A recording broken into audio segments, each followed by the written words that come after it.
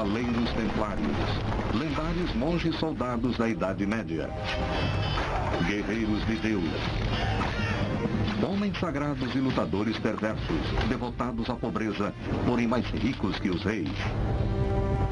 Conta a lenda que eles guardavam a maior relíquia da cristandade, o Santo Graal. Um tesouro tão inestimável que lhes deu um poder sem igual.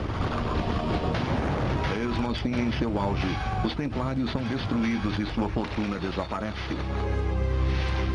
Quem eram os Cavaleiros Templários? Poderia o verdadeiro segredo de seu poder ser revelado hoje?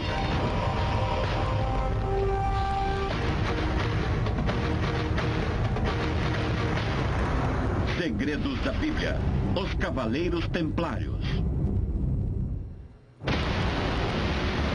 18 de março, ano 1314 depois de Cristo. Um dos homens mais poderosos da Europa, Jacques de Molay, está prestes a ser executado. As acusações contra ele são adoração ao diabo, sodomia e chantagem envolvendo dinheiro. De Molay é um dos 69 homens que foram queimados vivos sob as ordens do rei Filipe IV da França. O condenado pertence a uma das irmandades mais misteriosas da história. Os Cavaleiros Templários. Na Idade Média, esses guerreiros eram temidos, ricos e poderosos.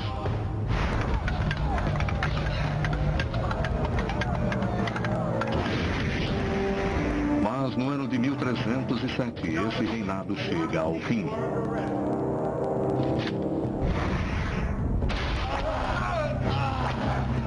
Os Templários são acusados de heresia.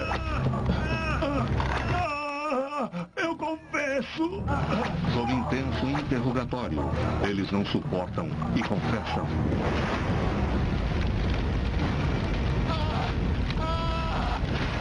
Da noite para o dia, 2 séculos de riqueza e poder desaparecem na fumaça. Os Cavaleiros Templários desaparecem da história, mas deixam para trás um intrigante mistério. Os Templários se autodenominavam os pobres Cavaleiros de Cristo, mas mesmo assim eles se tornaram uma das organizações mais ricas da Europa. Diziam que a fonte de sua riqueza era uma antiga relíquia, descoberta sob as ruínas de um antigo templo judeu em Jerusalém. Seu destino permanece um mistério. Para descobrir o segredo dos Templários, precisamos refazer seus passos desde o início. Voltar à fúria das civilizações chamadas de As Cruzadas. Ano 1096 depois de Cristo. Um exército de cavaleiros europeus marcha milhares de quilômetros para a região que eles chamam de Terra Santa. Os estados muçulmanos dominam o Oriente Médio, além de uma região que vai da Pérsia à Espanha. O Papa Urbano II convoca uma guerra santa para libertar a cidade mais sagrada do cristianismo, Jerusalém. As cruzadas levam quase 3 anos para chegar à Cidade Santa. Ao longo do caminho, batalhas, doenças e fome fazem suas vítimas. Mais de 4.000 cavaleiros partem para Jerusalém. Pouco mais de 1.000 chegam.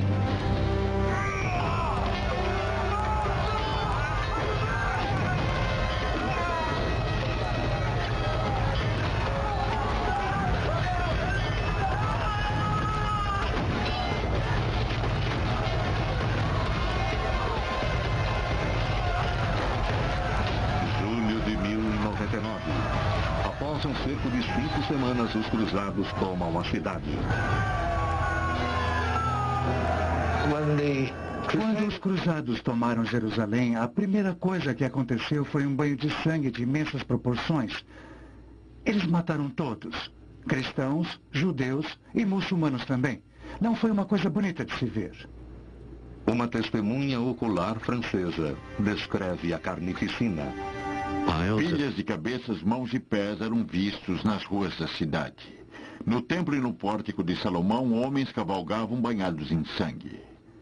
Sem dúvida foi um esplêndido e justo julgamento de Deus que esse lugar deveria ser lavado com o sangue dos incrédulos, uma vez que ele tinha sofrido tanto por suas blasfêmias.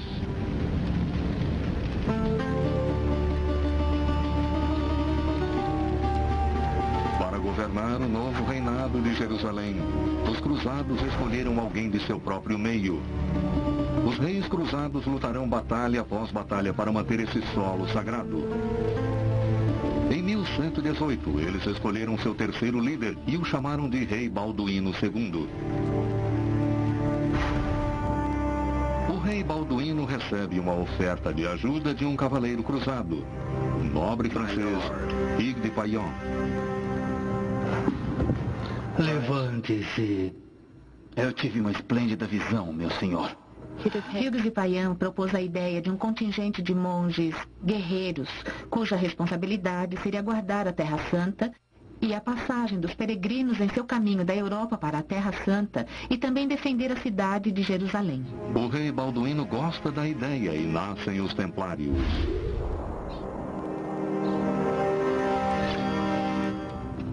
Eu te nomeio Cavaleiro Templário. Eu te nomeio Guerreiro de Deus. De um grupo de 9 cavaleiros, os Templários se transformarão em um exército de milhares. Eles se autodenominavam a Ordem dos Pobres Cavaleiros do Templo de Salomão. Mas não demorou muito e eles ficaram conhecidos simplesmente como os Cavaleiros Templários. Mas eles não são apenas guerreiros, são monges também. Fizeram voto de pobreza, obediência e celibato. A Europa nunca tinha visto tal força. A ideia de uma ordem de lutadores, uma ordem militar, era realmente uma ideia extraordinária e, sem dúvida, até revolucionária na igreja. Como se combinam essas duas coisas? Rezando sobre suas armas? A resposta é sim, era o que eles faziam. Eles se referiam ao seu chamado como um chamado santo. Os Cavaleiros Templários decidiram que iriam criar o que hoje podemos entender como as Forças Especiais de Cristo. Como monges medievais, os Templários rezam 7 vezes ao dia. Mas o que diferencia esses monges é seu treino de luta.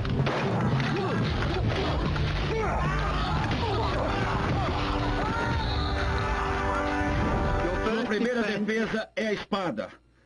Garanto que se a perderem, perderão sua vida.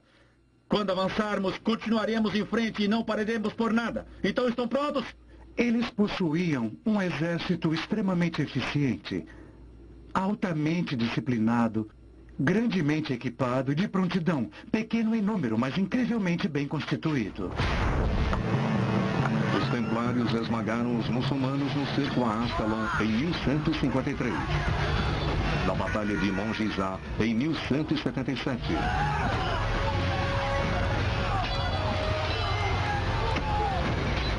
E na Batalha de Assus em 1191.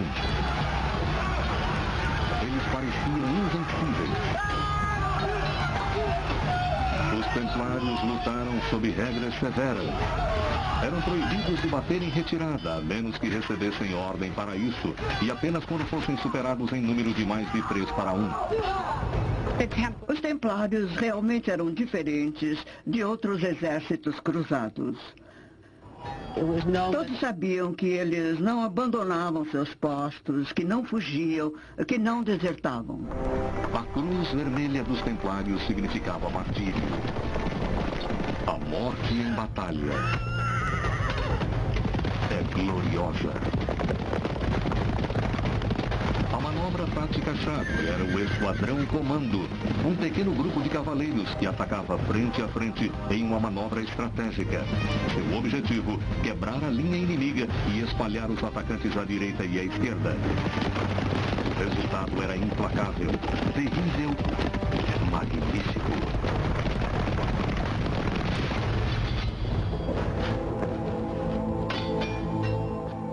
Eles venceram muitas batalhas, então o respeito por eles era incrível.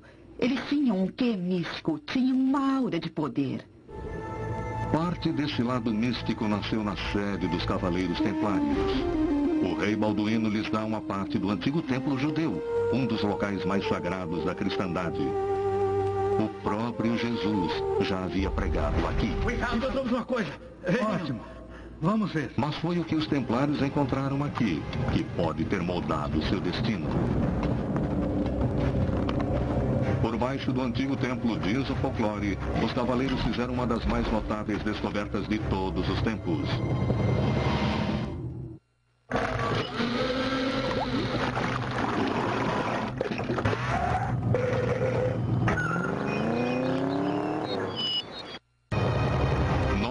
Séculos atrás, em um dos locais mais sagrados da Terra, uma escavação arqueológica primitiva tem início.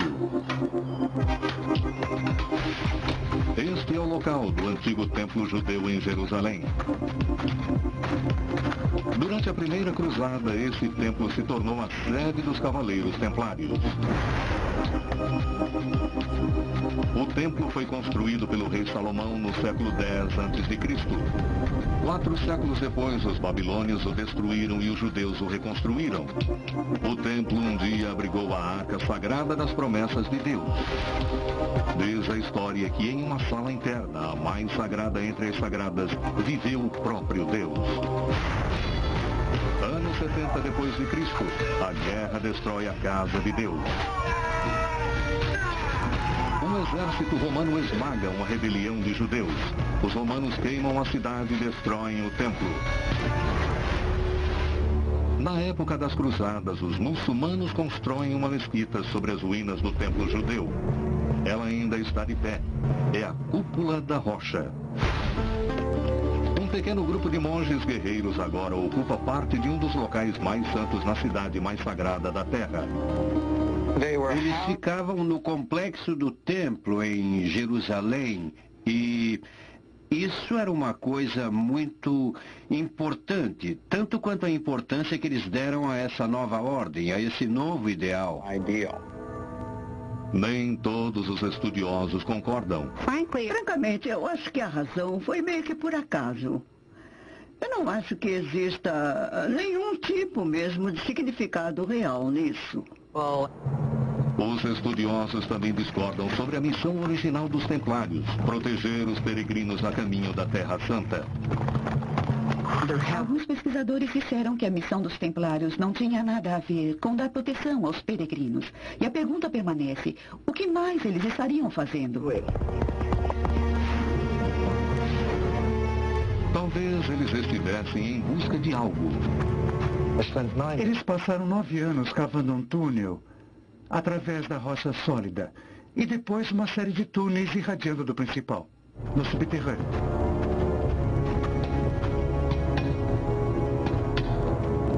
O que eles descobriram lá embaixo tem sido tema para uma intensa especulação desde então.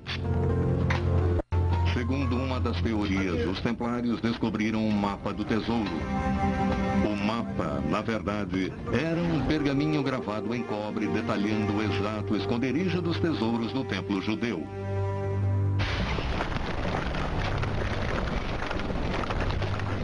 Ano 70 depois de Cristo. À medida que o exército romano conquista Jerusalém, rebeldes judeus escondem os tesouros do templo por toda a Terra Santa. Para recuperá-los mais tarde, eles deixam pistas gravadas em cobre para que durassem para sempre. Durante séculos, a existência do pergaminho foi desconhecida. Então, em 1947, um pastor beduíno procurando uma ovelha desgarrada faz uma descoberta eletrizante. Pergaminhos antigos de quase 2.000 anos de idade. Alguns dos textos judeus mais antigos já descobertos. Os manuscritos do Mar Morto. Quando os pergaminhos do Mar Morto foram descobertos, entre eles havia um chamado o Pergaminho de Cobre. E ele listava uma série de locais que hoje chamamos de Terra Santa. Os tesouros do templo tinham sido enterrados por segurança, antes da destruição do templo pelos romanos. Nos anos 50, um arqueólogo britânico segue as pistas gravadas no Pergaminho de Cobre. Ele não descobre nenhum tesouro judeu, mas fica sabendo que uma expedição anterior havia descoberto algo tão espantoso quanto pistas que alguém pode ter escondido, esporas medievais, fragmentos de espadas e uma cruz templária, artefatos associados aos cavaleiros templários. Encontramos uma coisa. Venham. Ótimo, vamos ver. Foi descoberto que os cavaleiros templários do século XII estiveram nesse local, mas não há provas para saber exatamente o que estavam fazendo. Nem o que eles encontraram.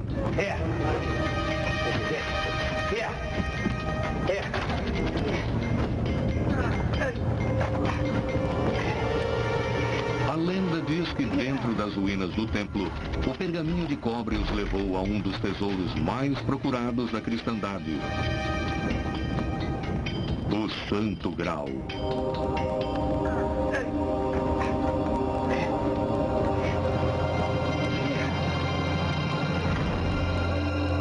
Na Idade Média, o Graal é tema de incontáveis histórias, lendas e canções.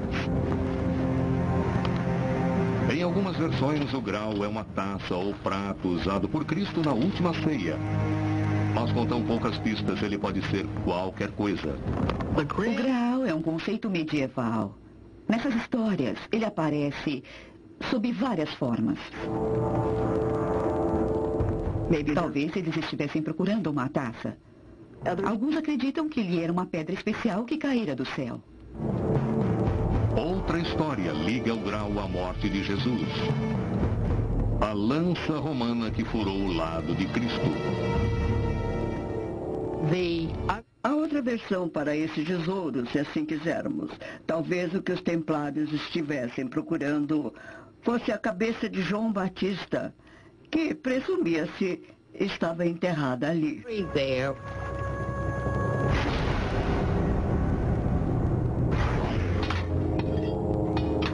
A teoria mais controversa sugere que o tesouro que os templários encontraram pode ter sido um livro com os registros dos descendentes de Cristo. Algumas pessoas diziam que, de alguma forma, esse segredo dizia respeito a um membro da família de Jesus, um parente resultante do casamento entre Maria Madalena e Jesus.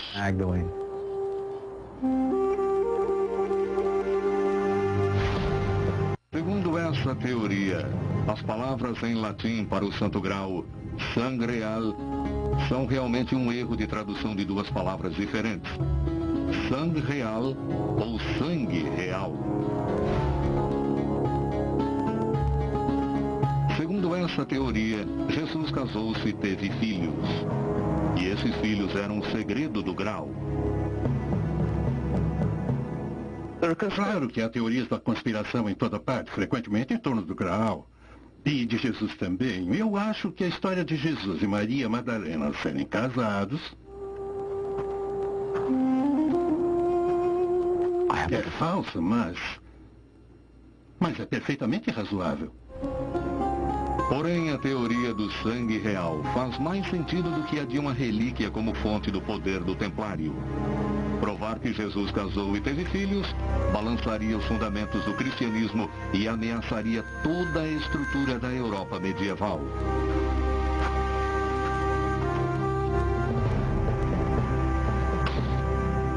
A igreja certamente pagaria qualquer preço para suprimir essa informação.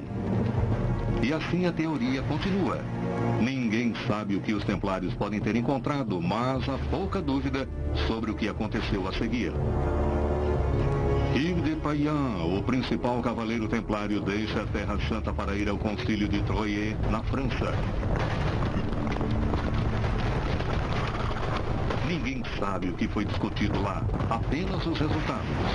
O Papa Honório II dá aos templários a sua bênção.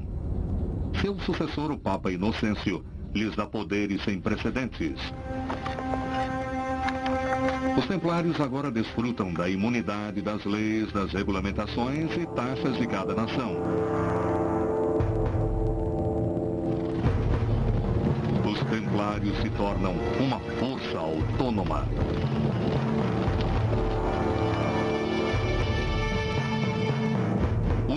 novo e misterioso poder dos Templários levanta muitas teorias da conspiração. Livros como O Código da Vinci sugerem que os Templários chantagearam o Vaticano, exigindo privilégios especiais em retorno por ter mantido em segredo a linhagem de sangue de Jesus. Mas muitos estudiosos simplesmente ligam o repentino sucesso dos Templários a boas conexões. As provas de sua influência financeira existem ainda hoje.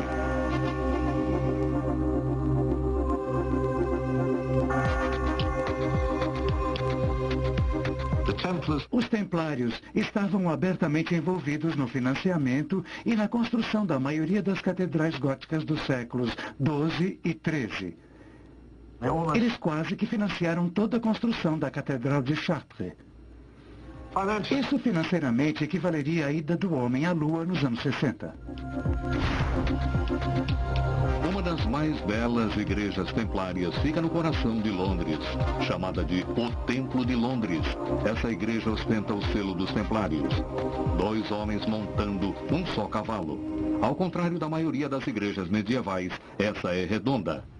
Essa igreja foi projetada para recriar a santidade do Santo Sepulcro em Jerusalém, no destino de todo peregrino, do lugar mais sagrado da terra. E a igreja do Santo Sepulcro é redonda. Ela não era apenas uma igreja, era um tesouro. Em 1307, o rei da Inglaterra veio aqui para o Templo de Londres e levou 50.000 libras esterlinas.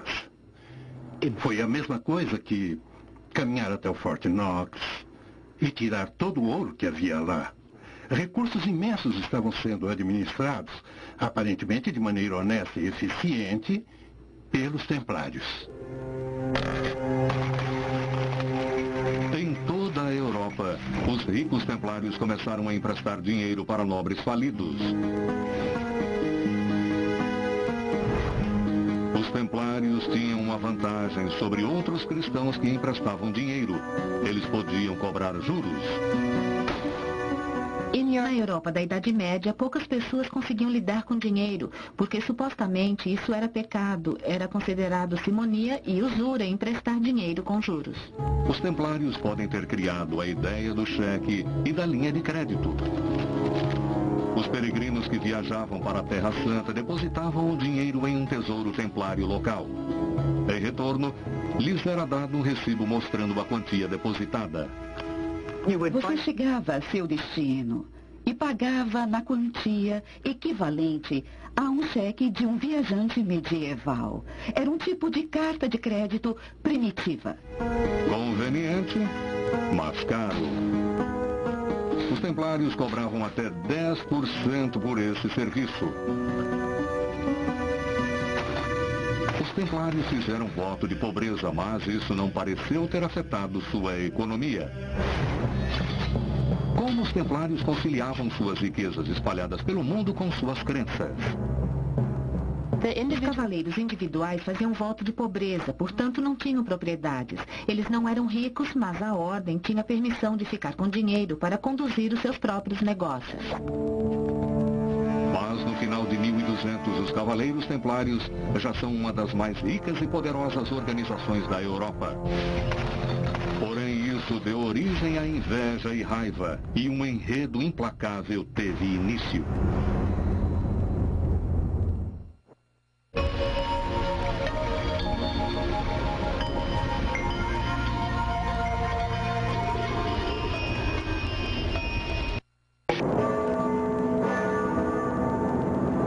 Os Cavaleiros Templários já são uma das mais poderosas organizações da Europa. Mas há problemas à frente. As cruzadas criaram os Cavaleiros Templários, e as cruzadas estavam prestes a destruí-los.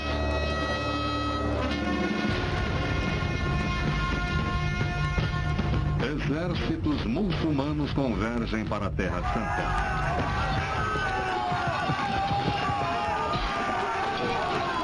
Depois de 2 séculos de guerra, os muçulmanos agora estão unidos sob o comando dos sultões egípcios, apoiados pelas cruzadas em crise na Europa. As cruzadas, depois de um período, se tornaram mais caras e os recursos para a Europa começaram a minguar, como se fosse algo que você tivesse que trabalhar a longo prazo. No long run.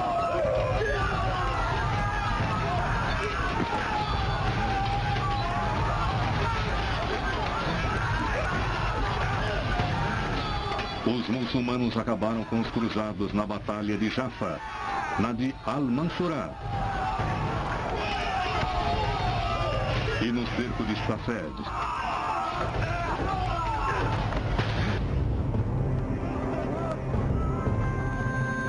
Em 1290, os templários tinham apenas um castelo na Terra Santa. Mas no cerco de Acre, eles o perderam também.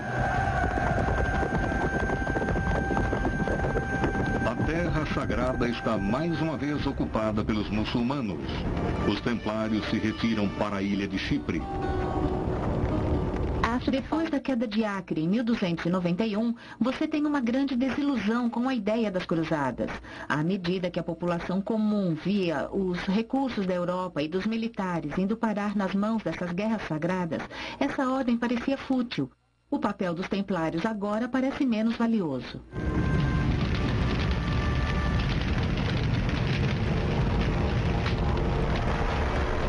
O destino da ordem está nas mãos de um novo líder, o nobre francês Jacques de Molay. Ele organiza uma nova cruzada partindo de Chipre, mas em vão. Em 1307, de Molay chega à sede parisiense dos Cavaleiros Templários. O Papa Clemêncio II pediu a de Molay que viesse para a França para levantar mais fundos e para discutir os seus empreendimentos futuros. Acontece que ele apareceu na França em uma época em que Felipe IV, o Belo, estava atravessando uma fase de dificuldades econômicas. Felipe é conhecido como o Belo por causa de sua beleza, mas ele havia acumulado débitos enormes. Suas guerras com a Inglaterra puseram a França em uma situação delicada. Seu maior credor é ninguém menos que a Ordem dos Cavaleiros Templários. Felipe decide acabar com suas dívidas em um só golpe. Ele prende os templários e toma o dinheiro dele.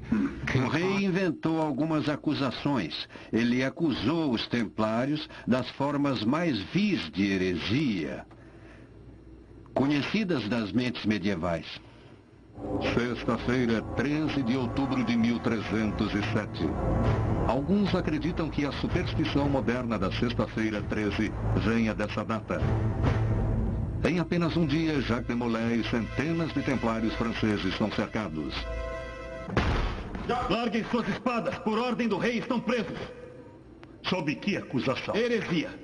As prisões chocam a Europa. Hoje é como se de repente acordássemos de manhã, ligássemos a televisão ou lêssemos o jornal e ficássemos sabendo que cada executivo de cada banco ou corporação tivesse sido preso de madrugada. Foi algo dessa magnitude. A investigação dos acusados começa da maneira normal.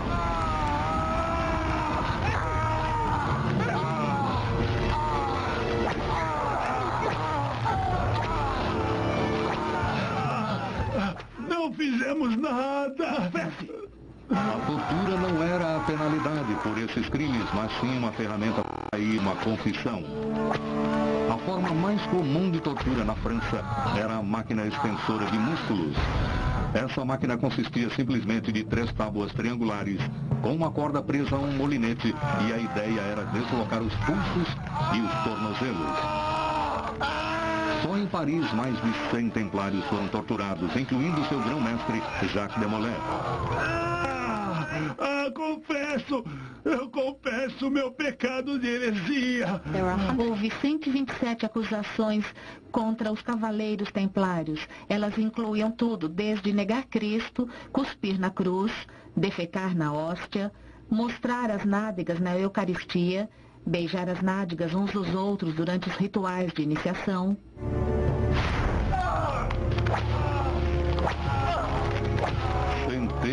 templários, incluindo o grão-mestre, confessaram seus supostos pecados.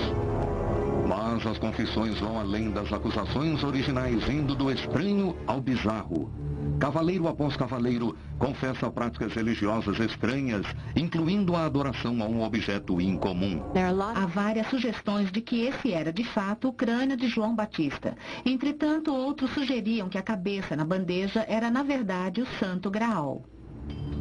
As histórias ficam mais estranhas à medida que os templários contam histórias bizarras parecidas com essa. Vários deles confessaram adorar Baphomet ou Baphomet. O Baphomet é provavelmente um dos mais espetaculares aspectos das acusações contra os templários. Alguns estudiosos sugerem que ele era um ídolo de pedra representando um demônio, e esse era um dos aspectos mais sensacionais de seu julgamento, que tentava ligar os templários à adoração ao demônio. Há outras teorias. Alguns estudiosos sugerem que Baphomet era uma tradução mal feita do nome Maomé, que os templários, na verdade, estavam combinando diversas tradições religiosas em sua própria prática. Milhares de templários serviram durante muitos anos na Terra Santa. Alguns podem ter absorvido secretamente as crenças religiosas dos muçulmanos, como a reverência ao profeta Maomé ou Baphomet. O estranho termo ainda intriga os historiadores. No início dos anos 80, um estudioso chamado Hugh Schoenfield faz uma aterrorizante afirmação. Baphomet é uma mensagem codificada. Dr. Hugh Schoenfield, um conhecido estudioso dos pergaminhos do Mar Morto, trabalhou na questão sobre a palavra Baphomet, usando o anagrama arábico de estudos bíblicos. O monograma arábico é uma antiga técnica hebraica de codificação usada há pelo menos 500 anos antes de Cristo. Quando o anagrama arábico foi aplicado a Baphomet, surgiu uma nova palavra. Sofia, que em grego quer dizer sabedoria. Venerar a sabedoria não é heresia, a menos que a sabedoria em si seja herética.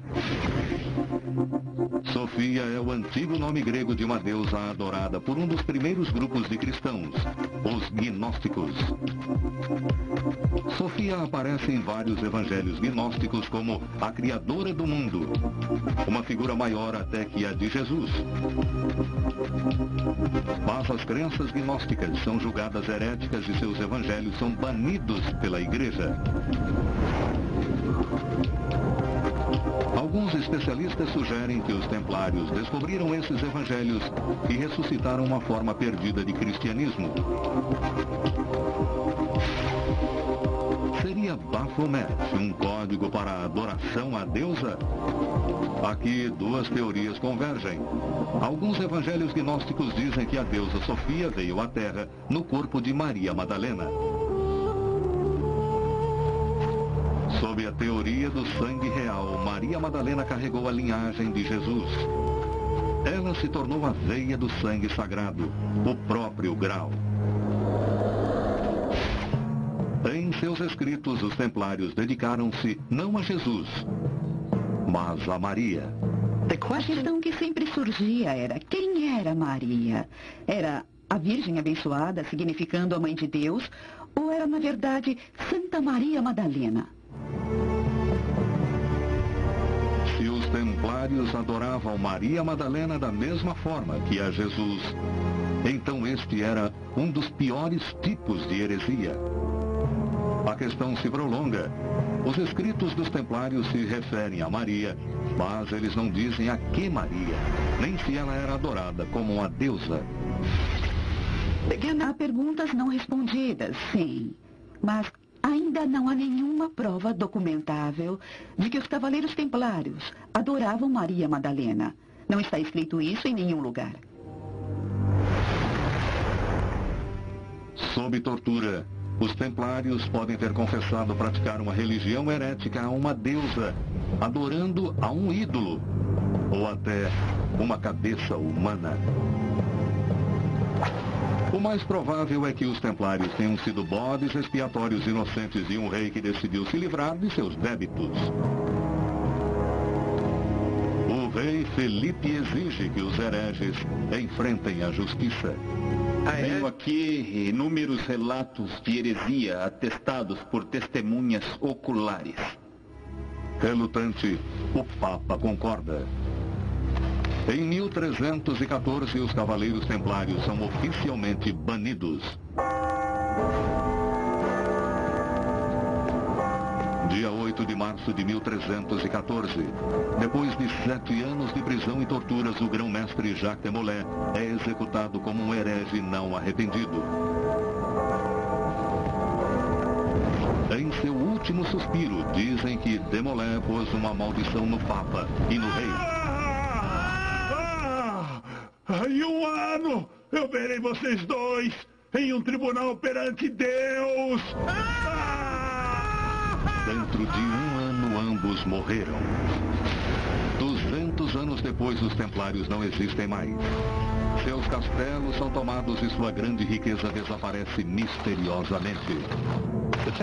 O tesouro dos templários que o rei Felipe o Belo tinha visto com seus próprios olhos quando seus homens vieram se apossar dele, desapareceu.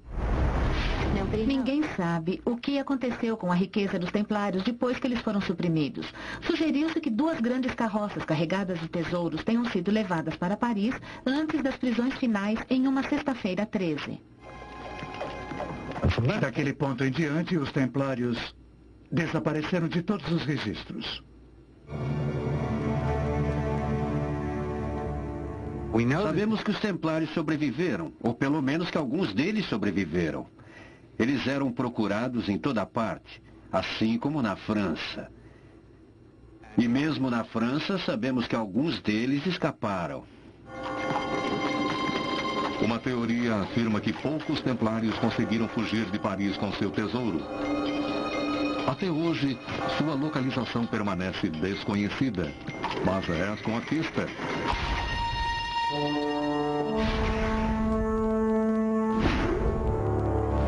Essa é a capela de Rosslyn, perto de Edimburgo, Escócia. No romance Código da Vinci, essa capela aparece como uma pista-chave do local onde o Santo Graal estaria escondido. Uma igreja medieval e um tesouro perdido podem estar ligados por um homem. A capela de Rosslyn é magnífica. Foi feita em 1446 por William Sinclair. Sir William Sinclair é uma figura enigmática. Embora a capela tenha sido construída por ele quase 150 anos depois da perseguição e extinção oficial dos templários, ela mostra uma grande quantidade de simbolismo templário. 2 cavaleiros em um único cavalo. Este é o símbolo dos templários. Ele aparece na capela em Rosslyn, assim como o selo dos templários, o Cordeiro de Deus sustentando uma cruz. Em toda a capela, vemos entalhes misteriosos, símbolos, sinais, rostos. Codificadas de maneira muito inteligente dentro de seu trabalho de arte, estão pequenas dicas que dizem há mensagens escondidas aqui. O desenho predominante no solo das igrejas medievais é em forma de cruz. Mas o desenho de Rosslyn parece ter sido feito seguindo um padrão de uma outra famosa estrutura. O layout da capela e sua arquitetura dão uma pista dessa inspiração. Com 14 pilares soltos, incluindo 2 majestosos pilares na frente, a capela lembra o antigo templo judeu descrito na Bíblia. William Sinclair aparentemente construiu essa capela para que ela se parecesse com o templo original em Jerusalém. As ruínas dessa estrutura antiga foram o local da primeira sede dos Cavaleiros Templários. No próprio templo de Herodes havia 3 pisos abaixo do piso principal do templo. Se a nave do coro da capela lembra do templo de Herodes, então é preciso dar um pequeno salto e ficar ali 3 pisos abaixo desse aqui. Não há provas disso, realmente nenhuma, nenhum registro, nada. Mas se você acreditou na história até aqui, então não é muito difícil dar esse outro passo além. Outras provas elas ligam a capela aos templários. Alguns teorizaram que devia haver simples câmaras fechadas ou câmaras mortuárias abaixo da capela de Roslin.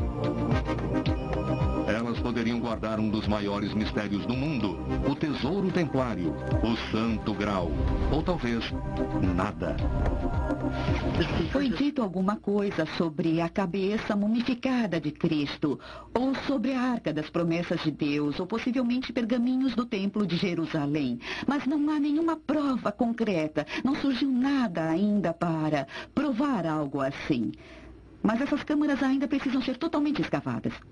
Mas a escavação exploratória foi descartada por receio de que a antiga capela pudesse desmoronar. As câmaras podem ser simplesmente tumbas ou talvez um tesouro. A capela pode ser simplesmente uma igreja excêntrica ou talvez uma réplica do Templo de Jerusalém. Roslin permanece um mistério não resolvido, assim como grande parte da herança dos templários. Ainda que as provas sugiram que alguém conheça esses segredos. Uma misteriosa organização internacional com seus próprios segredos.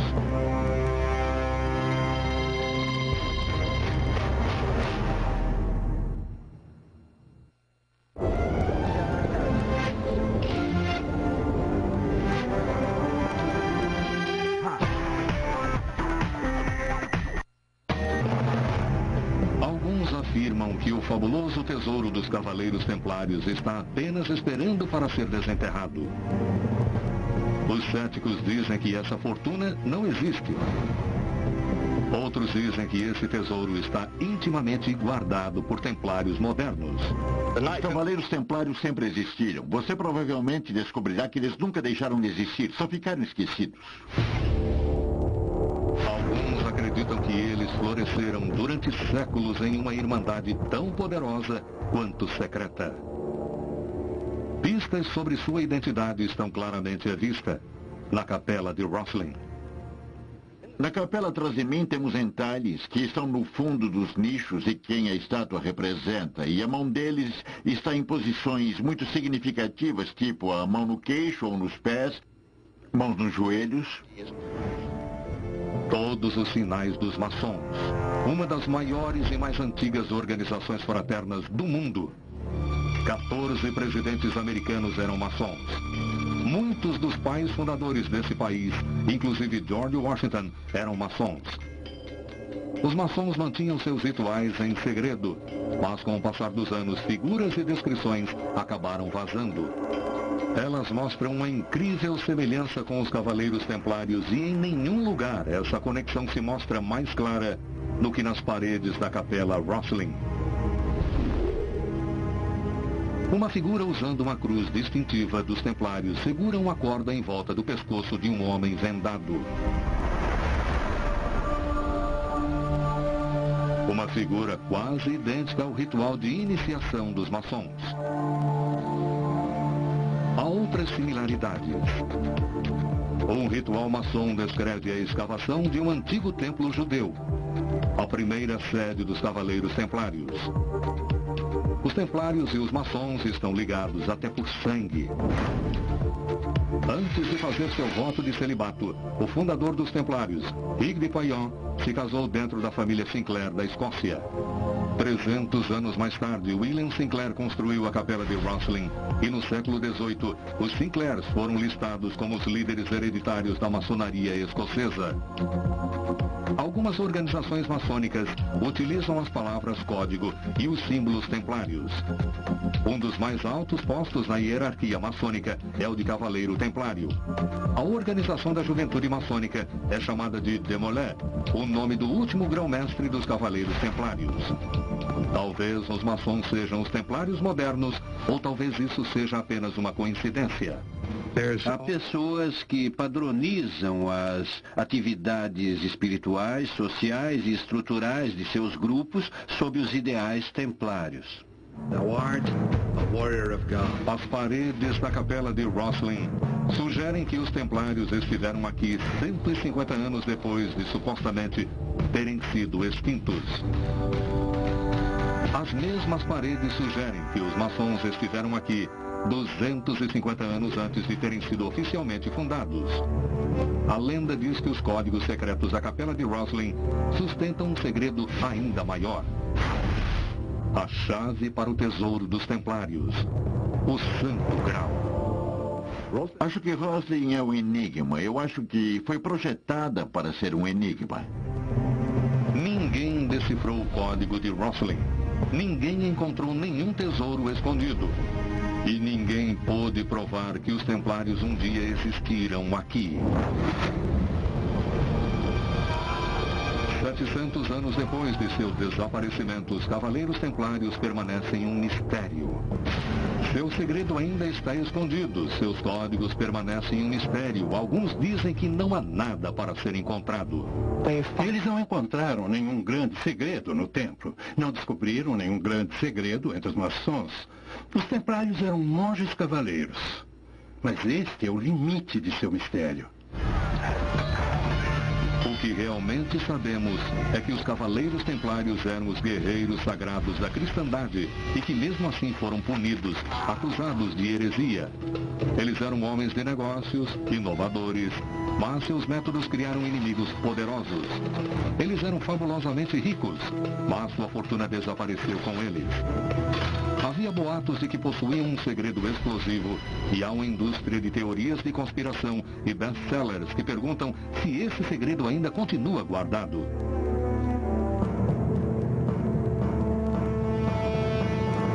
A resposta é simplesmente não sabemos. Não importa o que as pessoas digam, simplesmente não sabemos. Os Templários sempre serão um segredo, pois pouco se sabe sobre o destino deles. E desde que o passado permaneça envolto em mistérios, sempre haverá segredos para desvendar. Os Cavaleiros Templários tinham um segredo. É só isso que sabemos. Mas será que esse segredo ainda abalaria as pessoas hoje? Pode ser que nunca saibamos. 700 anos depois de seu desaparecimento, os segredos dos Templários continuam sendo um assunto intrigante. E é esse mistério o que permitirá que os Cavaleiros Templários vivam para sempre. Versão brasileira Centauro.